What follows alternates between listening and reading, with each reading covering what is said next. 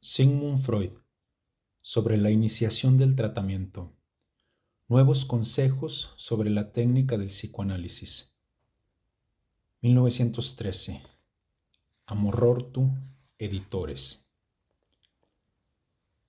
Quien pretenda aprender por los libros el noble juego del ajedrez, pronto advertirá que sólo las aperturas y los finales consienten una exposición sistemática y exhaustiva, en tanto que la rehúsa la infinita variedad de las movidas que siguen a las de apertura.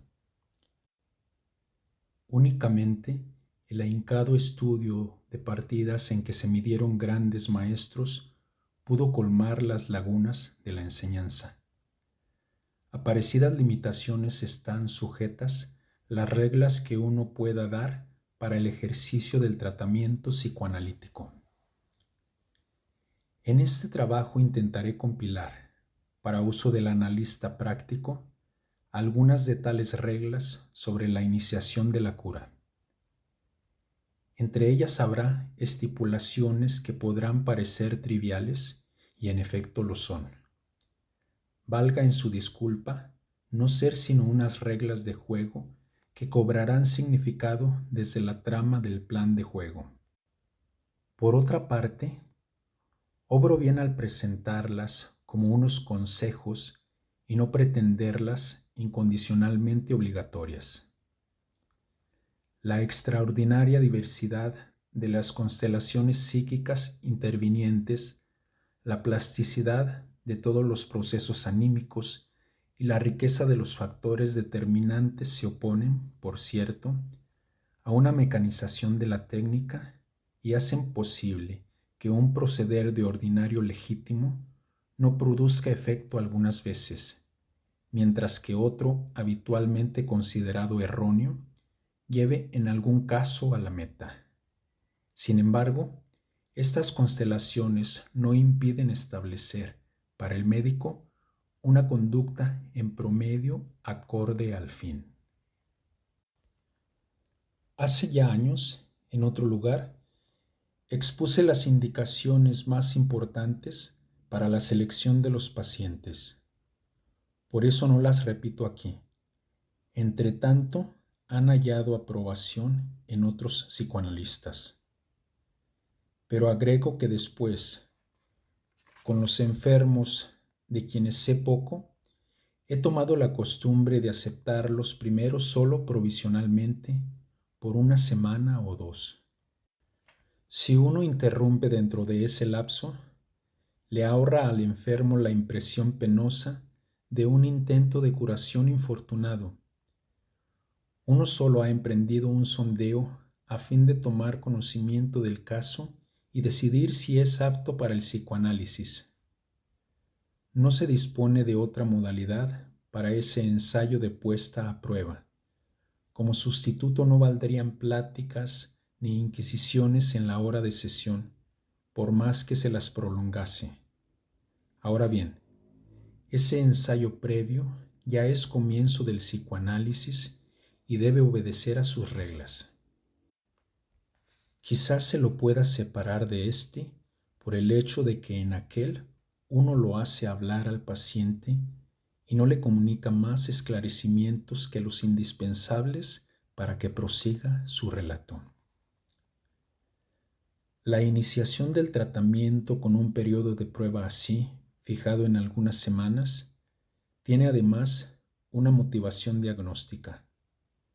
Hartas veces, cuando uno se enfrenta a una neurosis con síntomas histéricos u obsesivos, pero no acusados en exceso y de duración breve, vale decir, justamente las formas que se considerarían favorables para el tratamiento, debe dar cabida a la duda sobre si el caso no corresponde a un estadio previo de la llamada demencia precoz, esquizofrenia según Bleuer, parafrenia según mi propuesta, y pasado más o menos tiempo mostrará un cuadro declarado de esta afección. Pongo en tela de juicio que resulte siempre muy fácil trazar el distingo. Sé que hay psiquiatras que rara vez vacilan en el diagnóstico diferencial, pero me he convencido de que se equivocan con la misma frecuencia. Solo que para el psicoanalista el error es mucho más funesto que para el llamado psiquiatra clínico.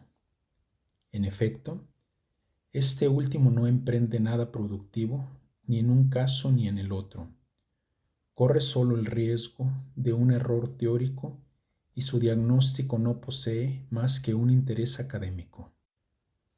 El psicoanalista, empero, en el caso desfavorable, ha cometido un yerro práctico, se ha hecho culpable de un gasto inútil y ha desacreditado su procedimiento terapéutico. Si el enfermo no padece de histeria ni de neurosis obsesiva, sino de parafrenia, él no podrá mantener su promesa de curación y por eso tiene unos motivos particularmente serios para evitar el error diagnóstico. En un tratamiento de prueba de algunas semanas, percibirá a menudo signos sospechosos que podrán determinarlo a no continuar con el intento. Por desdicha, no estoy en condiciones de afirmar que ese ensayo posibilite de manera regular una decisión segura. Solo es una buena cautela más. Prolongadas entrevistas previas antes de comenzar el tratamiento analítico, hacerlo preceder por una terapia de otro tipo, así como un conocimiento anterior entre el médico y la persona por analizar, traen nítidas consecuencias desfavorables para las que es preciso estar preparado. En efecto, hacen que el paciente enfrente al médico con una actitud transferencial ya hecha, y éste deberá descubrirla poco a poco, en vez de tener la oportunidad de observar desde su inicio el crecer y el devenir de la transferencia.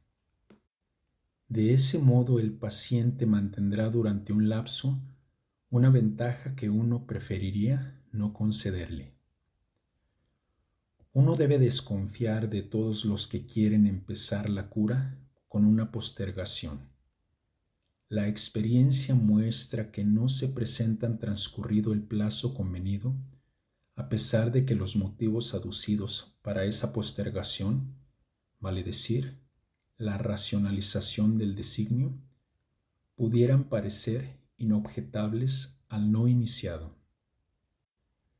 Dificultades particulares se presentan cuando han existido vínculos amistosos y de trato social entre el médico y el paciente que ingresa en el análisis o su familia. El psicoanalista a quien se le pide que tome bajo tratamiento a la persona o al hijo de un amigo ha de prepararse para que la empresa, cualquiera que sea su resultado, le cueste aquella amistad. Y debe admitir ese sacrificio si no puede recurrir a un subrogante digno de confianza. Tanto legos como médicos, que tienden aún a confundir al psicoanálisis con un tratamiento sugestivo, suelen atribuir elevado valor a la expectativa con que el paciente enfrente el nuevo tratamiento.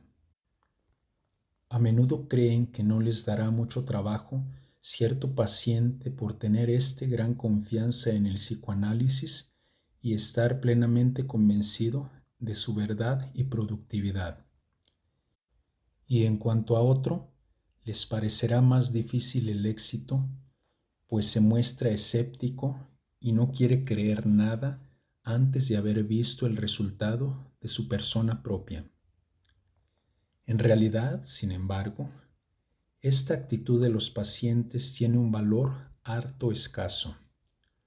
Su confianza o desconfianza provisionales apenas cuentan frente a las resistencias internas que mantienen anclada la neurosis. Es cierto que la actitud confiada del paciente vuelve muy agradable el primer trato con él. Uno se la agradece, pese a lo cual se prepara para que su previa toma de partido favorable se haga pedazos a la primera dificultad que surja en el tratamiento. Al escéptico se le dice que el análisis no ha menester que se le tenga confianza, que él tiene derecho a mostrarse todo lo crítico y desconfiado que quiera, que uno no pondrá su actitud en la cuenta de su juicio, pues él no está en condiciones de formarse un juicio confiable sobre estos puntos, y que su desconfianza no es más que un síntoma entre los otros que él tiene, y no resultará perturbadora siempre que obedezca concienzudamente a lo que le pide la regla del tratamiento. Quien esté familiarizado con la esencia de la neurosis no se asombrará al enterarse de que también alguien sumamente idóneo para ejercer el psicoanálisis en otro puede comportarse como cualquier mortal y ser capaz de producir las más intensas resistencias tan pronto como él mismo se convierte en objeto del psicoanálisis. Uno vuelve a recibir entonces la impresión de la dimensión psíquica profunda y no le parece nada sorprendente que la neurosis arraigue en estratos psíquicos hasta los cuales no caló la formación analítica. Puntos importantes para el comienzo de la cura analítica son las estipulaciones sobre tiempo y dinero.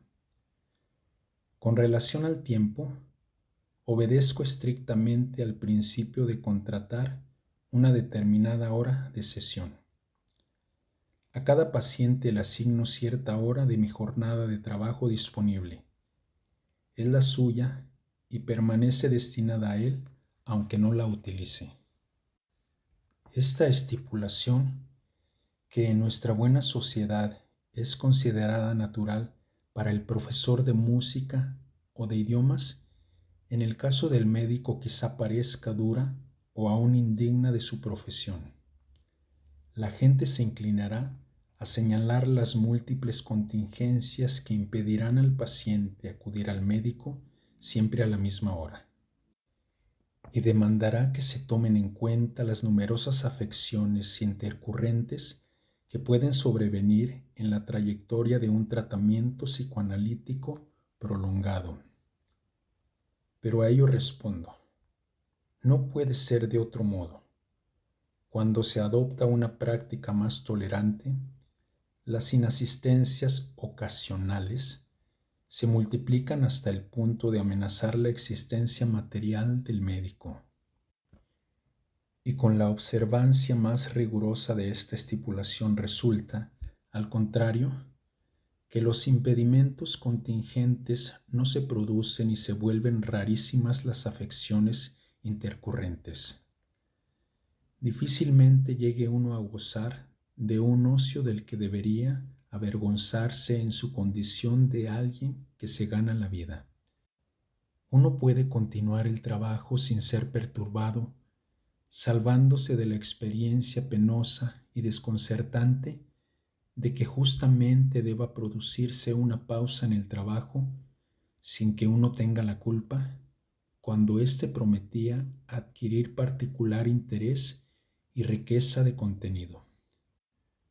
Solo tras algunos años de practicar el psicoanálisis con estricta obediencia al principio de contratar la hora de sesión, uno adquiere un convencimiento en regla sobre la significatividad de la psicogenia en la vida cotidiana de los hombres, sobre la frecuencia del enfermarse para hacer novillos y la nulidad del azar. En caso de afecciones inequívocamente orgánicas que el interés psíquico en modo alguno puede llevarnos a excluir, interrumpo el tratamiento, me considero autorizado a dar otro empleo a la hora así liberada y retomo al paciente tan pronto se restablece y me queda libre otra hora. Trabajo con mis pacientes cotidianamente, con excepción del domingo y los días festivos, vale decir, de ordinario 6 veces por semana. En casos benignos o en continuaciones de tratamientos muy extensos, bastan 3 sesiones por semana. Otras limitaciones de tiempo no son ventajosas ni para el médico ni para el paciente, y cabe desestimarlas por completo al comienzo. Aún interrupciones breves redundarán en algún prejuicio para el trabajo. Solíamos hablar en broma del hielo de lunes, cuando recomenzábamos tras el descanso dominical. Un trabajo menos frecuente corre el riesgo de no estar acompasado con el vivenciar real del paciente y que así la cura pierda contacto con el presente y sea esforzada por caminos laterales. En ocasiones, además, uno se encuentra con enfermos a quienes es preciso consagrarles más tiempo que el promedio de 1 hora de sesión. Es porque ellos pasan la mayor parte de esa hora tratando de romper el hielo, de volverse comunicativos. He aquí una pregunta desagradable para el médico que el enfermo le dirige al comienzo mismo. ¿Cuánto durará el tratamiento?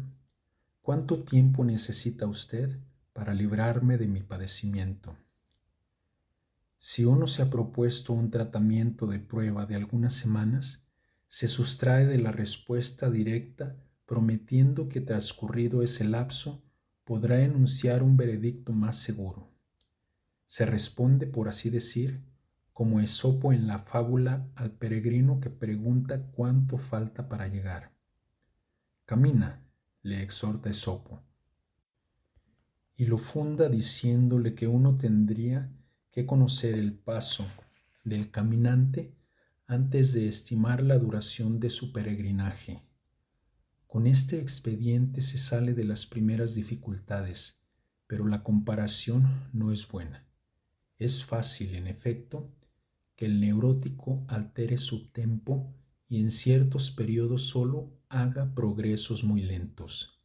En verdad, la pregunta por la duración del tratamiento es de respuesta casi imposible. La falta de intelección de los enfermos y la insinceridad de los médicos se aunan para producir esta consecuencia: hacer al análisis los más desmedidos reclamos y concederle el tiempo más breve. De la carta que una dama me ha enviado desde Rusia, llegada a mí hace pocos días, cito las siguientes cifras. Tiene 53 años, está enferma desde hace 23 y en los últimos 10 estuvo incapacitada para cualquier trabajo constante. Su tratamiento en varios institutos para enfermos nerviosos no pudo habilitarla para una vida activa. Espera curarse por completo mediante el psicoanálisis sobre el cual ha leído. Pero su tratamiento ya ha costado tanto a su familia que no podría tomar residencia en Viena más de 6 semanas o 2 meses. A ello se suma la dificultad de que solo quiere explicar al comienzo por escrito, pues tocar sus complejos provocaría en ella una explosión o la enmudecería por cierto tiempo. Nadie esperaría que se pudiera levantar con 2 dedos una mesa pesada como se lo haría con un liviano escabel, o construir una casa grande en el mismo tiempo que una chocita. No obstante, tan pronto como se trata de las neurosis, que por el momento no parecen todavía insertas en la trama del pensar humano, aún personas inteligentes olvidan la necesaria proporcionalidad entre tiempo, trabajo y resultado. Es, por otra parte, una entendible consecuencia de la profunda ignorancia que existe acerca de su etiología. Merced a tal desconocimiento, la neurosis es para ellos una suerte de señorita forastera. Uno no sabe de dónde vino y por eso espera que un buen día haya de desaparecer. Los médicos dan pábulo a esta fe vana. Aún los que saben no suelen apreciar como es debido la dificultad de las neurosis. Un colega de mi amistad, a quien le acredito que tras varios decenios de trabajo científico realizado sobre otras premisas, desistió de estas para abrazar el psicoanálisis, me escribió cierta vez: lo que nos hace falta es un tratamiento breve, cómodo, ambulatorio, de las neurosis obsesivas. No pude proveer a ello, me dio vergüenza y procuré disculparme con la puntualización de que también los médicos internistas se darían por contentos con una terapia de la tuberculosis o del carcinoma que reuniera esas ventajas. Para decirlo de manera más directa, el psicoanálisis requiere siempre lapsos más prolongados, medio año o uno entero. Son más largos de lo que esperaba el enfermo. Por eso se tiene el deber de revelarle ese estado de cosas antes que él se decida en definitiva a emprender el tratamiento. Considero de todo punto más digno, pero también más acorde al fin, que sin propender a que se asuste, se le llame de antemano la atención sobre las dificultades y sacrificios de la terapia analítica, quitándole todo derecho a afirmar después que se lo atrajo mañosamente a un tratamiento sobre cuyo alcance y significado no tenía noticia. Y el que se deje disuadir por tales comunicaciones habría demostrado más tarde ser inservible. Es bueno procurar una selección así antes de iniciar el tratamiento. Con el progreso del esclarecimiento entre los enfermos, aumenta también el número de quienes pasan esta primera prueba. Yo desapruebo comprometer a los pacientes a que perseveren cierto lapso en el tratamiento. Les consiento que interrumpan la cura cuando quieran, pero no les oculto que una ruptura tras breve trabajo no arrojará ningún resultado positivo, y es fácil que, como una operación incompleta, los deje en un estado insatisfactorio. En mis primeros años de actividad psicoanalítica, mi mayor dificultad era mover a los enfermos a perseverar. Esta dificultad se me ha desplazado hace mucho tiempo. Ahora tengo que empeñarme angustiosamente en constreñirlos a cesar. La abreviación de la cura analítica sigue siendo un deseo justificado cuyo cumplimiento, como veremos, se procura por diversos caminos. Por desgracia, un factor de mucho peso se les contrapone. Unas alteraciones anímicas profundas solo se consuman con lentitud. Ello sin duda se debe, en última instancia, a la atemporalidad de nuestros procesos inconscientes. Cuando se expone a los enfermos esta dificultad, el considerable gasto de tiempo que insume el análisis, no es raro que propongan un expediente. Dividen sus males en unos intolerables y otros que describen como secundarios, y dicen: basta con que usted me libere de aquellos, por ejemplo, el dolor de cabeza, una determinada angustia. En cuanto a los otros, ya les pondré término en la vida misma. De ese modo, sin embargo, sobreestiman el poder electivo del análisis. Sin duda, el médico analista es capaz de mucho, pero no puede determinar con exactitud lo que ha de conseguir. Él introduce un proceso, a saber, la resolución de las represiones existentes. Puede supervisarlo, promoverlo, quitarle obstáculos del camino y también, por cierto, vaciarlo en buena medida. Pero en líneas generales, ese proceso, una vez iniciado, sigue su propio camino y no admite que se le prescriban ni su duración ni la secuencia de los puntos que acometerán. Al poder del analista le ocurre casi lo mismo que a la potencia del varón. El más potente de los hombres puede, sí, concebir un hijo completo, mas no puede engendrar en el organismo femenino una cabeza sola, un brazo o una pierna. Ni siquiera puede ordenar el sexo del niño. es que él solo inicia un proceso en extremo, enmarañado y determinado por antiguos sucesos, que termina con la separación del hijo respecto de la madre. También la neurosis de un ser humano posee los caracteres de un organismo. Sus fenómenos parciales no son independientes unos de otros, pues se condicionan y suelen apoyarse recíprocamente. Siempre se padece de una sola neurosis, no de varias que por azar coincidirían en un individuo. El enfermo a quien, según su deseo, uno librara de un síntoma intolerable, bien podría hacer la experiencia de que se le agrava hasta adquirir ese carácter un síntoma hasta ese momento llevadero. El médico que quisiera desligar en todo lo posible el éxito terapéutico de las eventuales condiciones sugestivas, vale decir, transferenciales, que pudieran producirlo, hará bien en renunciar aún a los vestigios que poseyera de influjo electivo sobre dicho resultado. El psicoanálisis no puede menos que preferir a los pacientes que le piden la salud plena en la medida en que sea asequible, y le conceden todo el tiempo que el proceso de restablecimiento necesita. Desde luego, solo en pocos casos se pueden esperar condiciones tan favorables. El punto siguiente sobre el que se debe decidir al comienzo de una cura es el dinero, los honorarios del médico. El analista no pone en entredicho que el dinero haya de considerarse en primer término como un medio de sustento o de obtención de poder, pero asevera que en la estima del dinero coparticipan poderosos factores sexuales.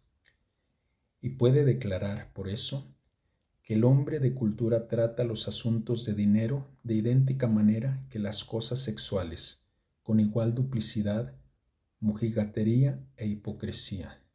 Entonces, de antemano está resuelto a no hacer otro tanto, sino a tratar las relaciones monetarias ante el paciente con la misma natural sinceridad en que pretende educarlo para los asuntos de la vida sexual.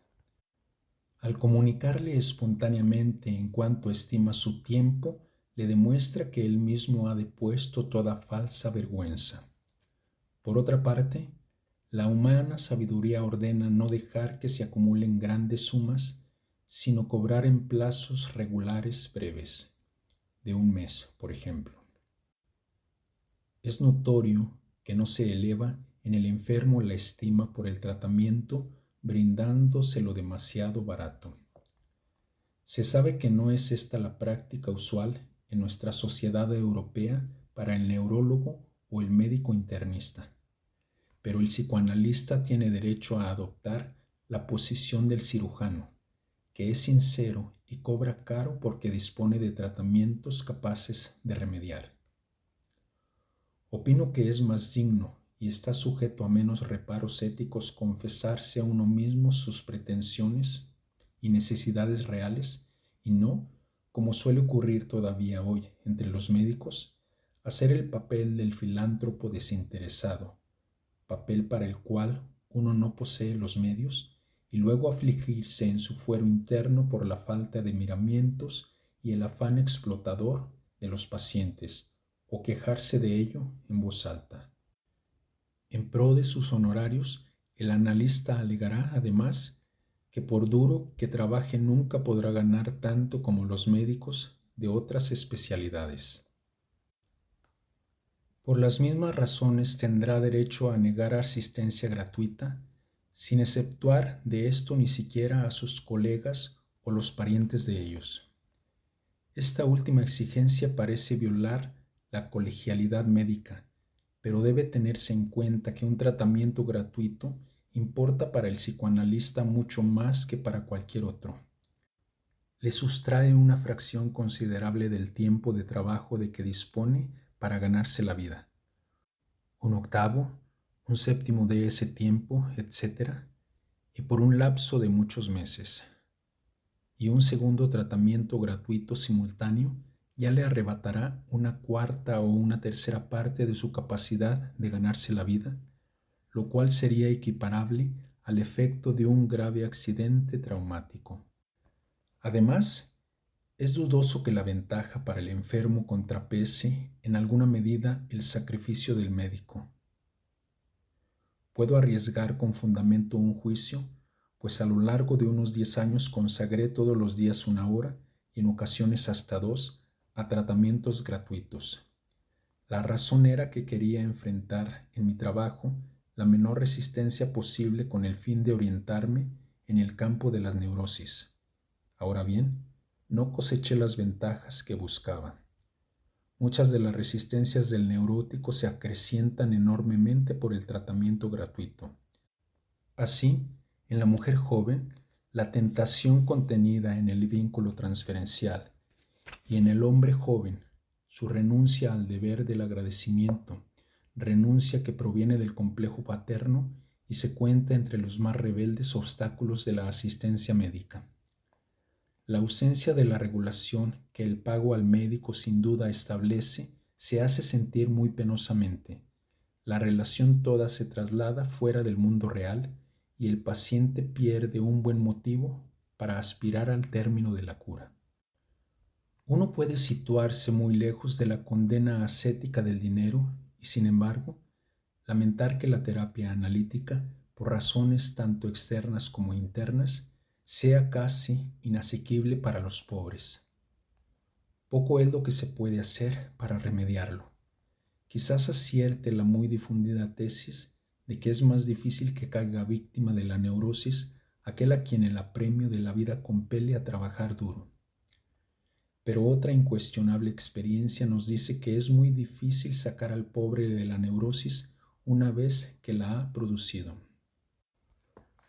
Son demasiado buenos los servicios que le presta en la lucha por la afirmación de sí y le aporta una ganancia secundaria de la enfermedad demasiado sustantiva. Ahora reclama, en nombre de su neurosis, la conmiseración que los hombres denegaron a su apremio material y puede declararse eximido de la exigencia de combatir su pobreza mediante el trabajo. Por eso, quien ataca la neurosis de un pobre con los recursos de la psicoterapia suele comprobar que en este caso se le demanda, en verdad, una terapia de muy diversa índole, como aquella que, según nuestra leyenda vienesa, solía practicar el emperador José II. Desde luego que en ocasiones hallamos también hombres valiosos y desvalidos sin culpa suya, en quienes el tratamiento gratuito no tropieza con tales obstáculos y alcanza buenos resultados. Para las clases medias, el gasto en dinero que el psicoanálisis importa es solo en apariencia desmedido. Prescindamos por entero de que salud y productividad, por un lado, y un moderado desembolso monetario, por el otro, son absolutamente inconmensurables. Si computamos en total los incesantes costos de sanatorios y tratamiento médico y les contraponemos el incremento de la productividad y de la capacidad de procurarse el sustento que resultan de una cura analítica exitosa, es lícito decir que los enfermos han hecho un buen negocio. No hay en la vida nada más costoso que la enfermedad y la estupidez. Antes de concluir estas puntualizaciones sobre la iniciación del tratamiento analítico, diré unas palabras todavía sobre cierto ceremonial de la situación en que se ejecuta la cura. Mantengo el consejo de hacer que el enfermo se acueste sobre un diván mientras uno se sienta detrás, de modo que él no lo vea. Esta escenografía tiene un sentido histórico. Es el resto del tratamiento hipnótico a partir del cual se desarrolló el psicoanálisis. Pero por varias razones merece ser conservada. En primer lugar, a causa de un motivo personal, pero que quizás otros comparte conmigo. No tolero permanecer bajo la mirada fija de otro 8 horas o más cada día. Y como mientras escucho, yo mismo me abandono al decurso de mis pensamientos inconscientes, No quiero que mis gestos ofrezcan al paciente material para sus interpretaciones o influyan en sus comunicaciones. Es habitual que el paciente tome como una privación esta situación que se le impone y se resuelva contra ella, en particular si la pulsión de ver, el voyeurismo, desempeña un papel significativo en su neurosis. A pesar de ello, persisto en ese criterio que tiene el propósito y el resultado de prevenir la inadvertida contaminación de la transferencia con las ocurrencias del paciente, aislar la transferencia y permitir que en su momento se la destaque nítidamente circunscrita como resistencia. Sé que muchos analistas obran de otro modo, pero no sé si en esta divergencia tiene más parte la manía de hacer las cosas diversas o alguna ventaja que ellos hayan encontrado. Pues bien, una vez reguladas de la manera dicha las condiciones de la cura, se plantea esta pregunta: ¿en qué punto y con qué material debe comenzar el tratamiento?